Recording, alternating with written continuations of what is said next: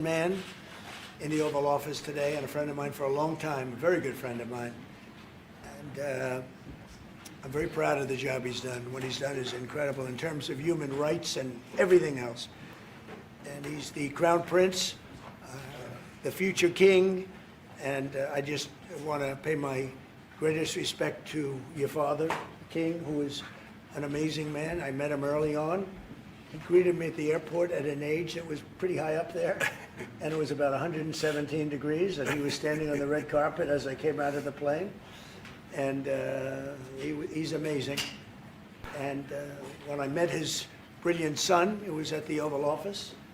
Shortly thereafter, you came in representing the country, and I called the father. I said, "This guy is fantastic." And I don't know if that helped you or hurt you, but obviously it couldn't have hurt too much, because here you are, right?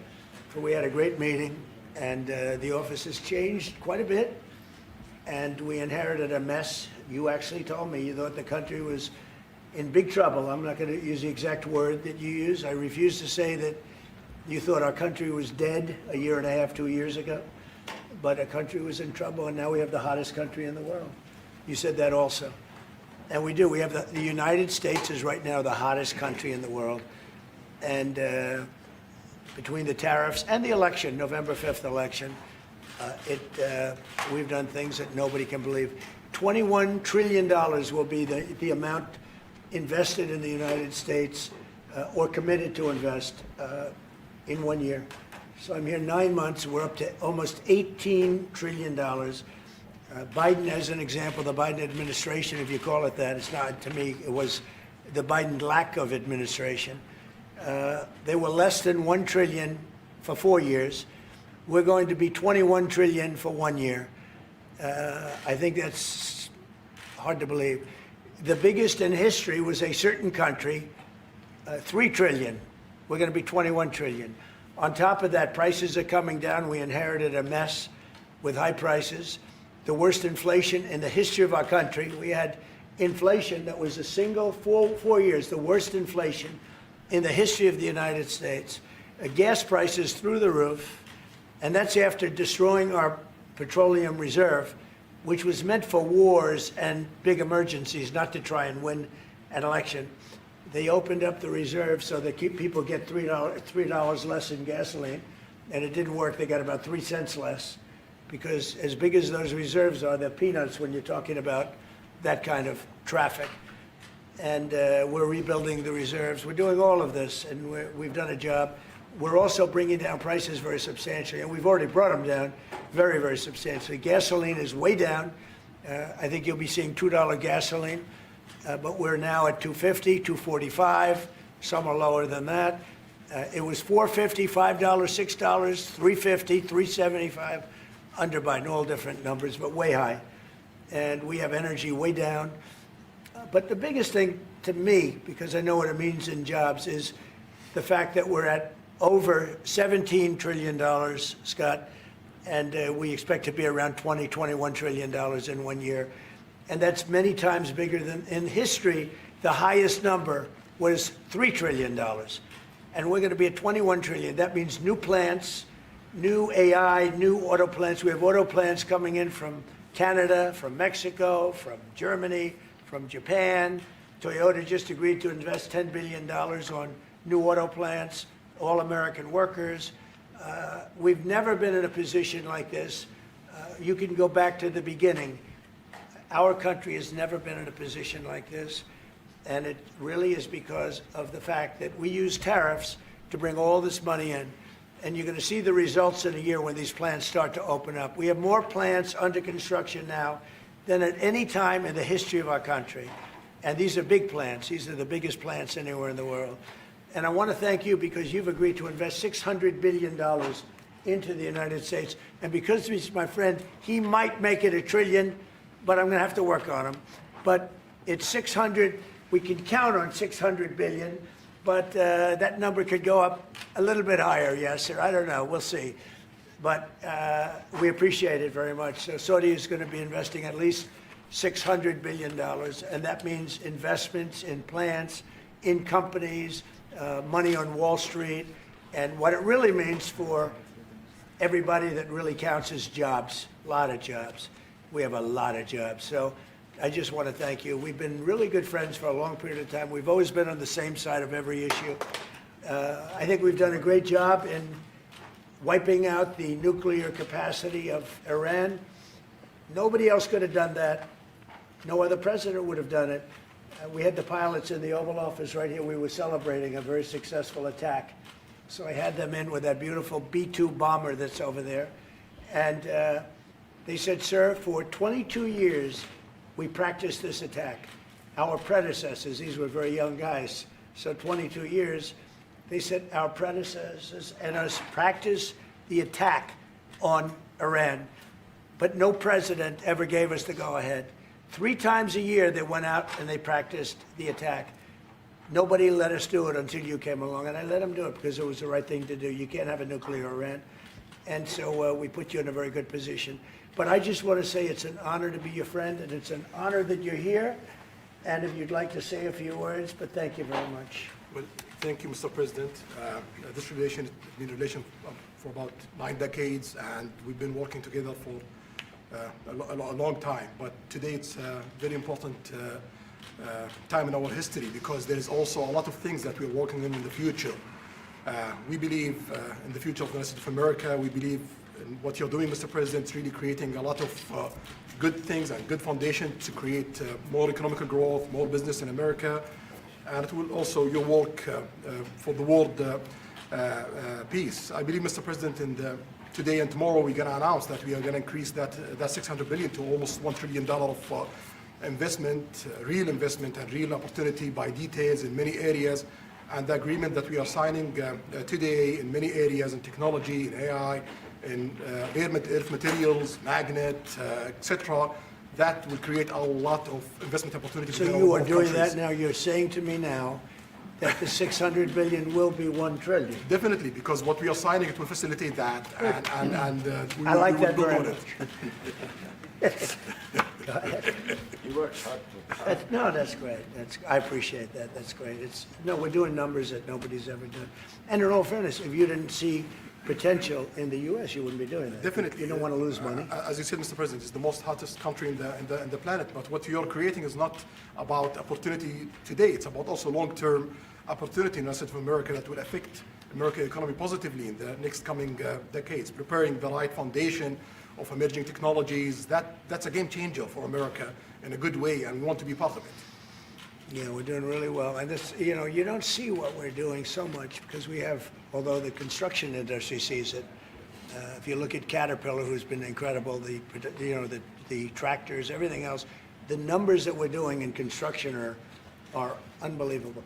Some of the plants that we're building, AI, and they're building their own electric with the plant. I gave them the right to build their own electric with the plant because no country, frankly, will have this.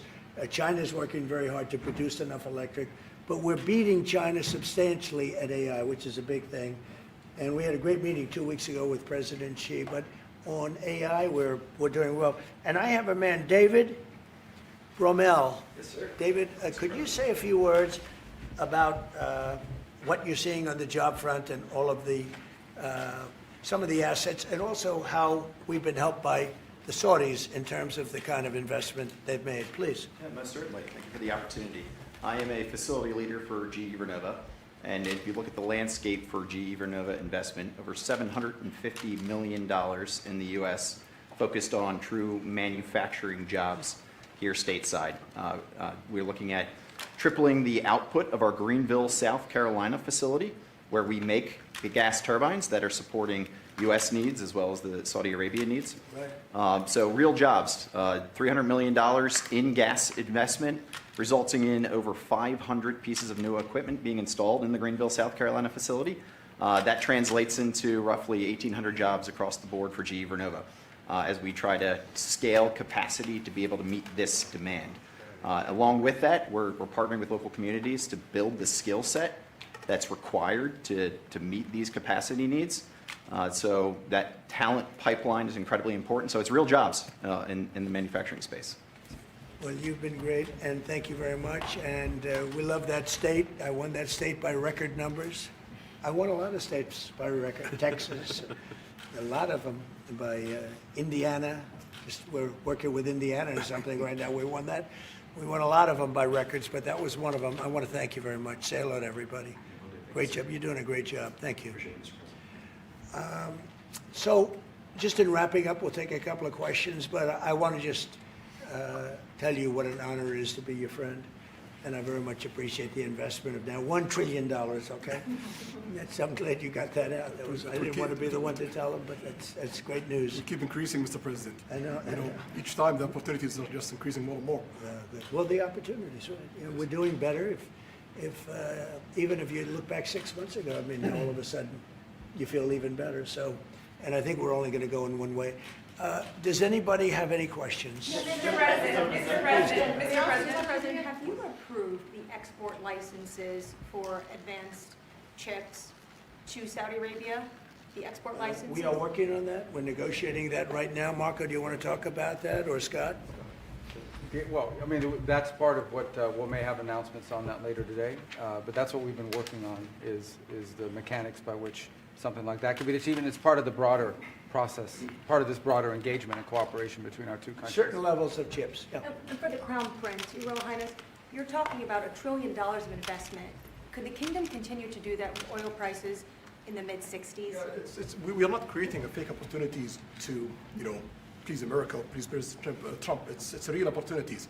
For example, when you ask about the AI and the chips, Saudi Arabia have a huge demand of, a huge need of computing power, and we're going to spend in the short term around $50 billion by consuming those semiconductors for our needs in Saudi Arabia. And with the agreement that we're going to have with North America, that will allow us to focus that consuming power in the short term by $50 billion from the South America, and long term with hundreds of billions of dollars in the long term. So there's a lot of real opportunities that fit to our need in Saudi Arabia and fit to our investment strategy.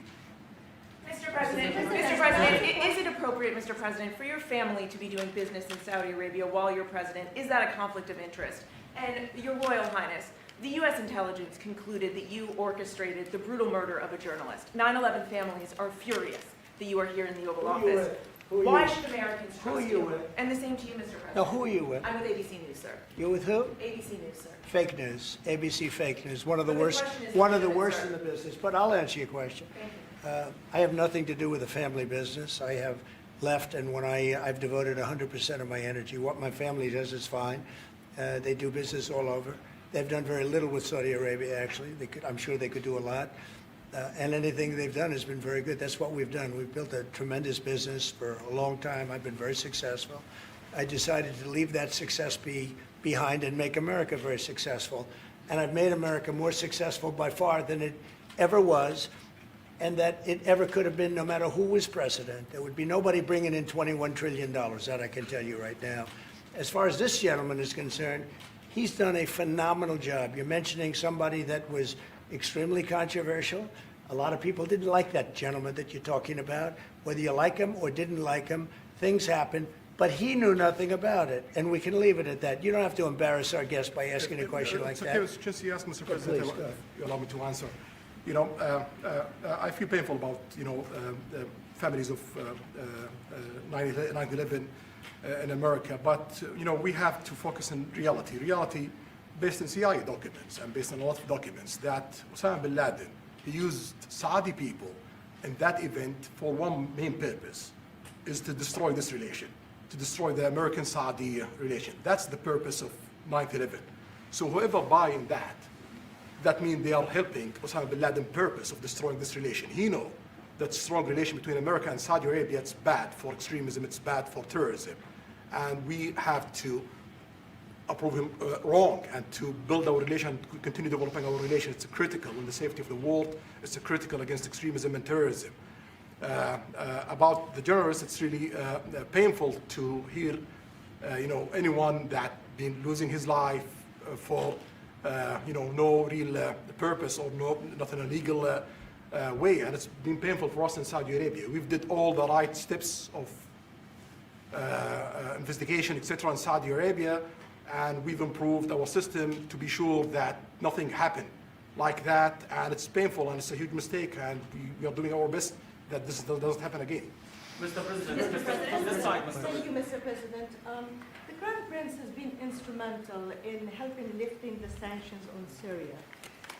Will there be any joint investment between the U.S. and Syria? And will you visit Damascus? Are you from Syria? No, but Where are you from? I'm from Palestine. Oh, you're making a lot of progress, huh? Very good. Well, they like me. The Palestinians like me. The Palestinians are doing very well, actually. I think we're working very closely with a lot of people to make everybody happy, including Israel, the Palestinians, and everybody. That's very interesting. No, I think that I will tell you, the Crown Prince called me, and he specifically asked me if I would lift the sanctions on Syria, because he wants to see Syria make it. As you know, the leader of Syria was just here, and we had a great meeting, and he's a strong guy, and I guess you need a strong person to run it. And I think Syria's made tremendous progress. And we did lift the sanctions at the request of the Crown Prince. Also, the president of Turkey, Erdogan, called me specifically. He said, you know, if you don't lift the sanctions, Syria doesn't have a chance. If you do, they have a very good chance. And between the two of them and some others, I lifted the sanctions. And the results so far have been pretty good. Mr. President, can I ask you a question about the F-35s that are being sold to Saudi Arabia? Are these the same ones that are being used by the Israeli military? And if so, how does that allow for the qualitative military edge for Israel? And then I want to ask you, because you brought up the plight of the Palestinians, are you aware of relocation flights to South Africa that are taking place right now? Which flights? There are relocation flights that are taking place. Some Palestinians are being charged up to $2,000 I'm not a going to seat. South Africa for the G20 because I think their policies on the extermination of people are unacceptable. So I'm not going, so I won't refer to anything having to do with South Africa. South Africa has behaved extremely badly. But I will say that when you look at the F-35 and you're asking me, is it the same? I think it's going to be pretty similar, yeah. You know, How will that this affect- is a great ally, and Israel's a great ally.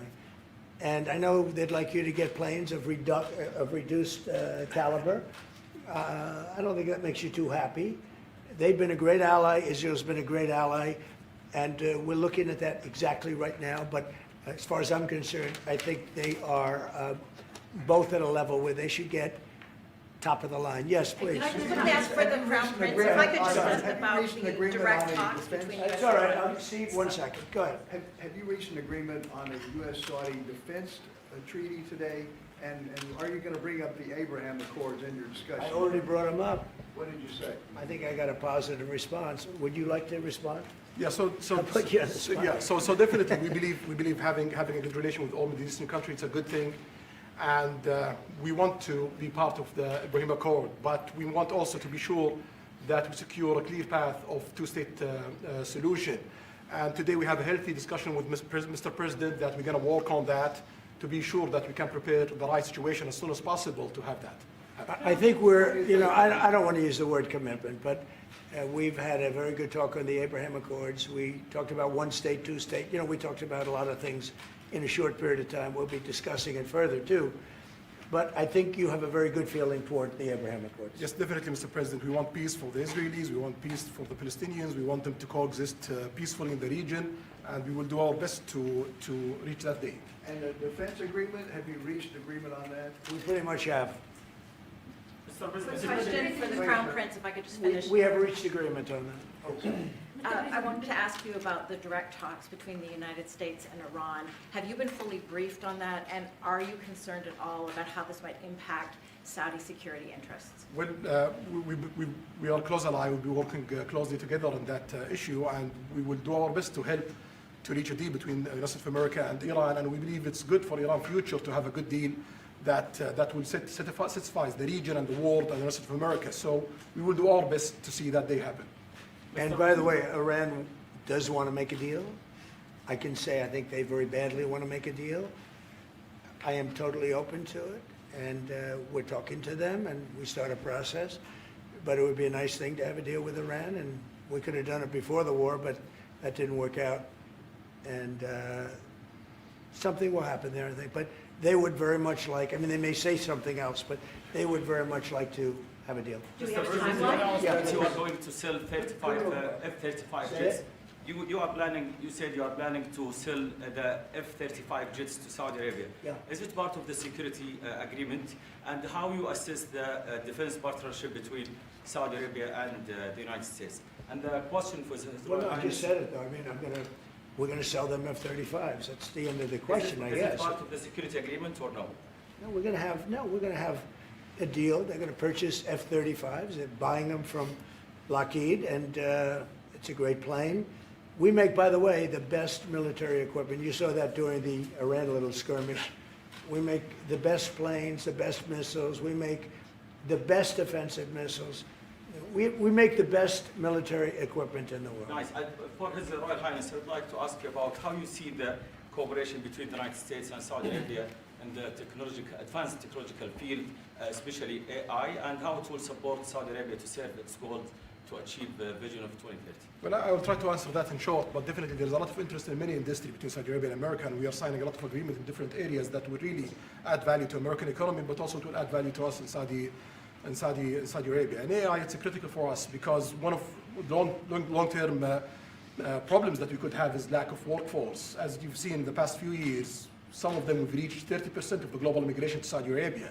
So we know that to assure the Saudi Arabia GDP growing, with the lack of workforce that we have, we need to use a lot of computing power to replace job in the long term. So that's huge demand in Saudi Arabia, and we want to link it to American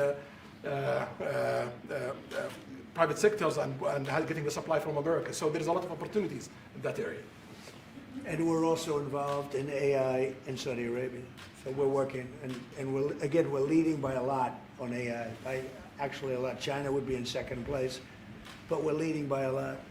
And I have to say this, and our relationship with China has been very good. And as far as buying our farm products, they're pretty much on schedule, Scott. I'd like you to call them, say if they could speed it up, it would be good. Okay, but they're pretty much on schedule. Saudi Arabia, please. If I may, I have a question for both the Crown Prince go and ahead. Prince. Who are you? Where are you from? Faisal Abbas from Arab News, Saudi Arabia, Your Excellency. You should be a friendly question. Your Royal Highness, just picking up on something you've just mentioned about how some people try to destroy the relationship between Saudi Arabia and the United States.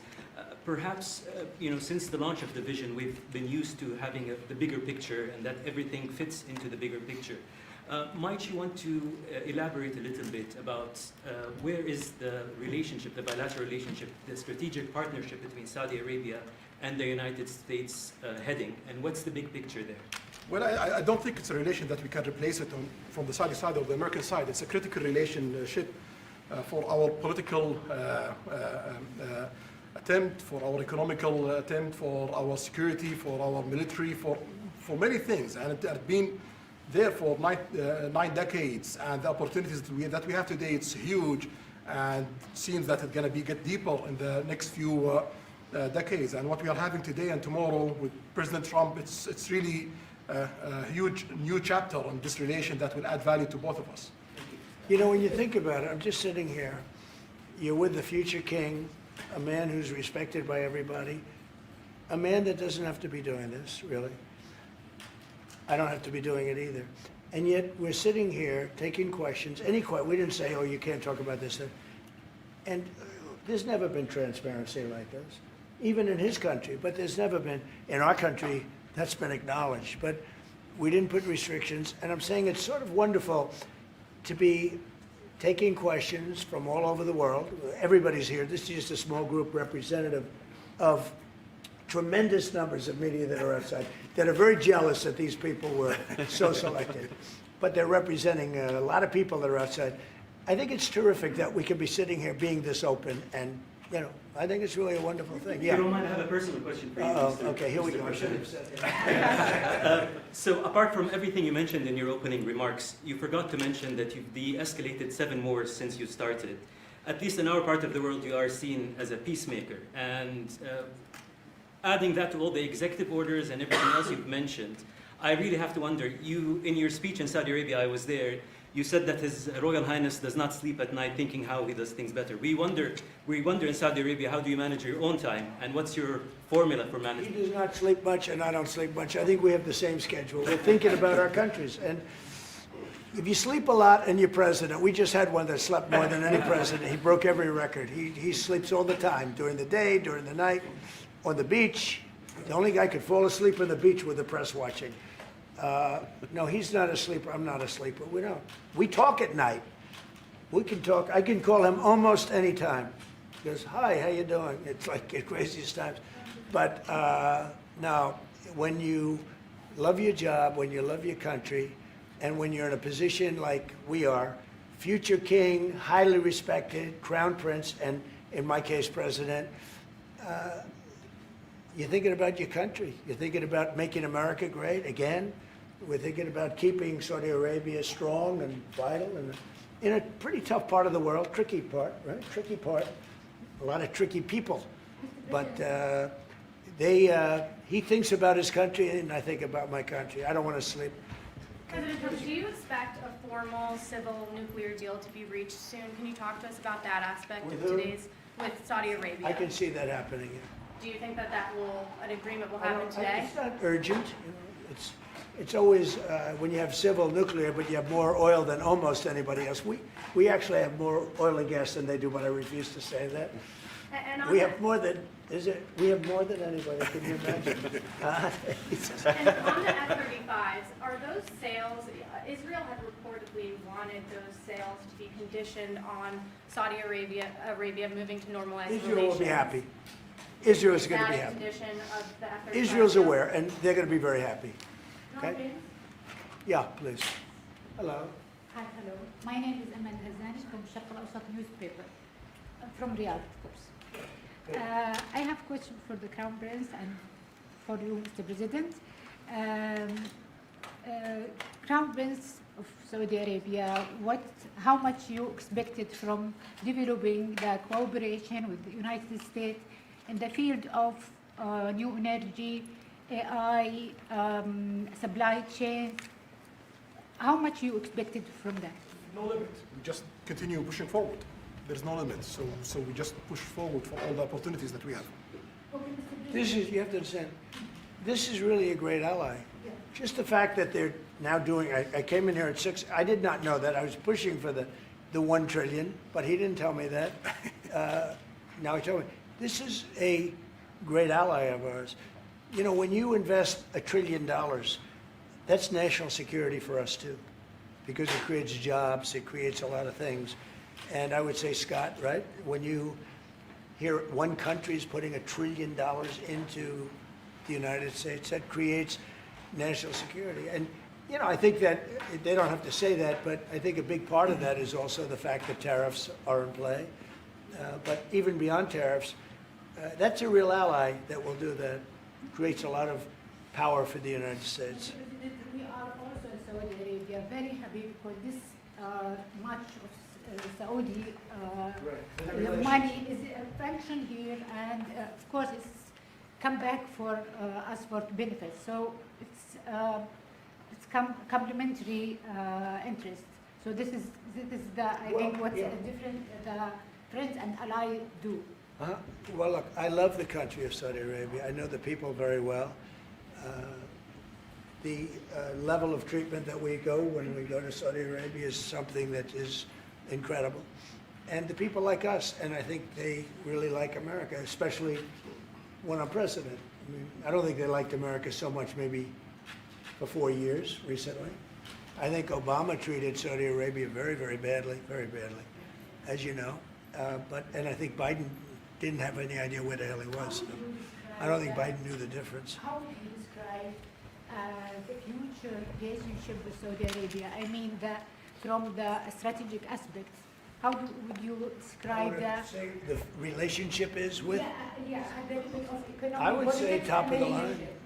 It's as good as it can. I don't think it can get much better.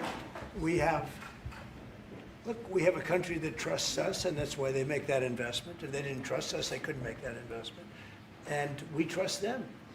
They've been very reliable. Now I rebuilt our military in my first term.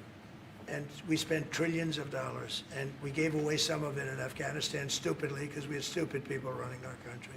But we gave away, but that's, as much as it was, it's a tiny fraction of what we put here.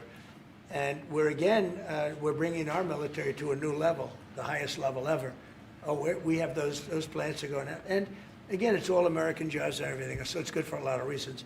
But as far as Saudi is concerned, no, I don't think our relationship could be better. I don't think they had a great relationship under Biden, and I don't think they had a great relationship under Obama. But they have a great relationship under Trump. When we did the Presidential Walk of Fame, you saw that, right? And we're walking, and I asked the Crown Prince, so outside of Trump, because I blow everyone away, who was the best president for Saudi Arabia? And you could, maybe, it's an interesting answer, I don't know. The Roosevelt, who started it, which is a Roosevelt. Democrat, and Reagan, he's one of the historical presidents that have close ties with Saudi Arabia. But does Trump- we've worked with all presidents. Does Trump during that blow time. them all away? No, it's another league, Mr. President. Mr. President, And Trump doesn't give a fist pump. I grabbed that hand, I don't give a hell where that hand's been, I grabbed that hand. Remember Biden? He travels for 20 hours, gets out, and he gives a fist bump. No. When you get out of the plane and you got the future king and the man who's one of the most respected people in the world, you shake his hand. You don't give him a fist bump, right? We don't want to ask you about that, but I can't imagine you were thrilled. You were like a little bit surprised. He's a fantastic guy. You don't do that. Yeah, please. We're getting closer to the end of the year. Have you started the interviews for the Fed chair? Yes. Who have you interviewed? I think I already know my choice. Who is it? Well, I liked him, but he's not going to take the job. He refused. You like Treasury better, right? Much better, sir. So we are talking to various people, and frankly, I'd love to get the guy currently in there out right now. But people are holding me back. He's done a terrible job, hurting housing a little bit. The truth is, we've been so successful, we've blown past his interest rate stupidity. He's been wrong. That's why I call him too late. He's too late. Jerome Too Late Powell. He was recommended to me by a guy that made a bad choice. And it's too bad. But despite that, it's having very little impact because we have all of these things happening. But it has an impact on housing to a certain extent. He's a fool. He's a stupid man. But we have some very good people. Yes, sir. You'll be sitting down with them in the near future, and We have some surprising names, and we have some standard names that everybody's talking about. And we may go the standard way. It's nice to every once in a while go politically correct. But we have some great names. Steve, Have you please. talked to President Maduro of Venezuela yet? Are you still No. open to that? He wants to talk. Yes, sir. Yeah, I'm open to talk. I talk to everybody. But no, he wants to. They treated us very badly. They sent all of their prison population into the United States, and we're getting them out rapidly. But he sent all of his, and he sends drugs into the United States and other things. No, he treated us badly. He was dealing with a bad president, and he was able to get away. We have now, I think we have the strongest borders anywhere in the world. Nobody's coming in unless they come in legally. We're taking very weak borders where millions of people came in. For the last 6 months, I don't do these reports. They say 0 people have been able to come in. Is that pretty good? Mr. I don't know if President, that's right, but it's- Mr. President, why wait for Congress to release the Epstein files? Why not just do it now? It's not the question that I mind, it's your attitude. I think you are a terrible reporter. It's the way you ask these questions. You start off with a man who's highly respected, asking him a horrible, insubordinate, and just a terrible question. And you could even ask that same exact question nicely.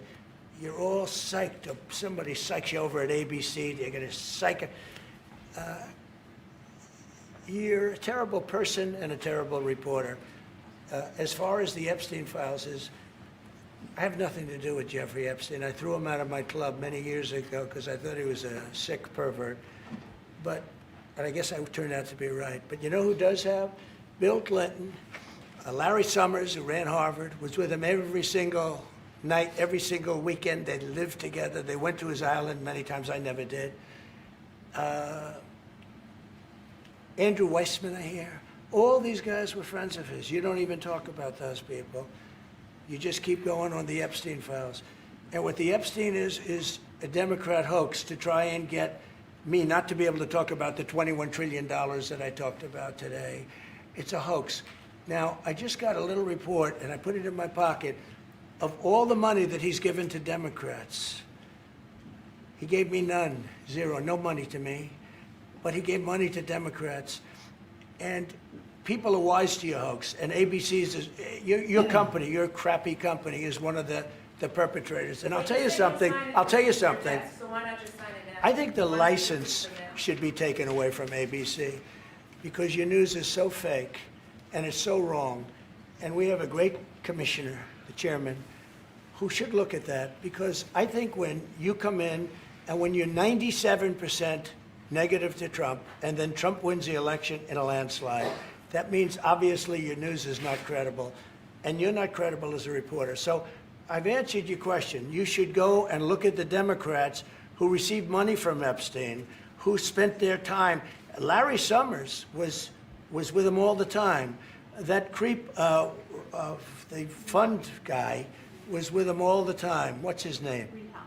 Who? Reid Hoffman. I don't know Reid Hoffman, but I know he spends a lot of money on the radical left. Reid Hoffman, in my opinion, should be under investigation. He's a sleazebag. And those are the people, but they don't get any press, they don't get any news, and you're not after the radical left because you're a radical left network. But I think the way you ask a question with the anger and the meanness is terrible. You ought to go back and learn how to be a reporter. No more questions from you. Who else has a question? Prince, very quickly, I want to ask you, how much money is Saudi Arabia giving for Gaza reconstruction? We are in discussion about that. Still, there is no amount being It'll be a lot. named, but It'll be a lot. we will definitely help. Yeah, he's gonna, it's very important to him. And a quick follow-up, the International Security Force, given your pledge there would be no U.S. boots on the ground, what is the U.S. role going to be in that?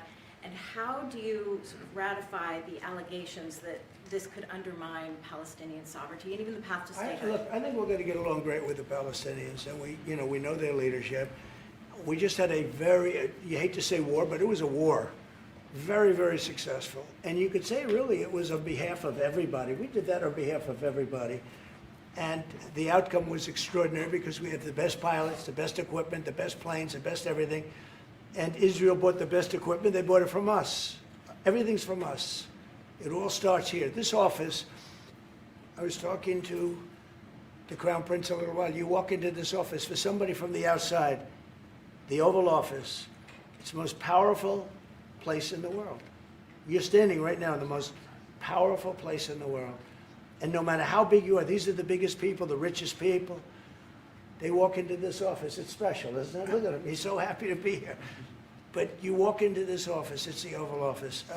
And we've done a lot of good with this office. I've stopped actually 8 wars. I appreciated your question before. But I've actually stopped 8 wars. I have another one to go with Putin. I'm a little surprised at Putin. It's taken longer than I thought. But we stopped India and Pakistan. I could go through the list. You know the list better than I do. I'm very proud. And I stopped one that was almost ready to start again. You know, there was one that was ready to start. And they're doing very well. So and it all took place right here in the Oval Office, whether by telephone or whether by they came in. Many of these leaders have come in, and you know they signed their peace deals right here in the Oval Office.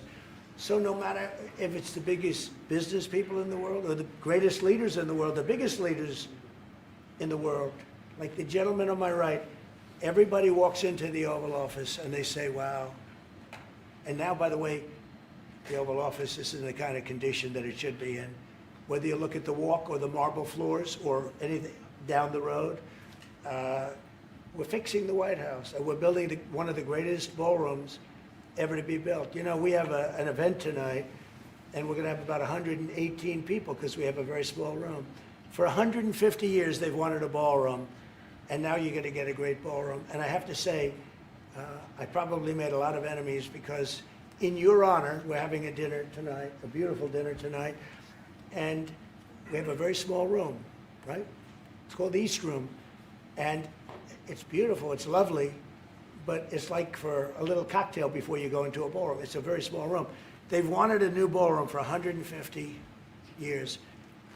We could have sold the big ballroom out 3 times in honor of this gentleman. So I made a lot of enemies because I have a lot of people that are invited tonight or are unable to come because of the size constraint. But you know what we'll do before I leave office? We'll have another dinner because we'll have it ready long before I leave office, and it's going to be beautiful. It's you know, it's a very popular thing what we're doing. And by the way, no government funds. It's all put up private money, all private money. And in the case, I think it's there's a restriction on foreigners. Otherwise, I could have asked you just for a check, okay? But there's a restriction. These are all private individuals that put up a lot of money to build the ballroom. Not one penny is being used from the federal government. So it's really a nice thing. But I look forward to it. I just pointed it out. If this would be a perfect night to have that ballroom open, Susie. If we had that open, we'd have a lot of people very happy. Right now, we have a lot of unhappy people because they all want to be with us tonight to honor this great man. Thank you all very much. Thank you. Thank you, Everybody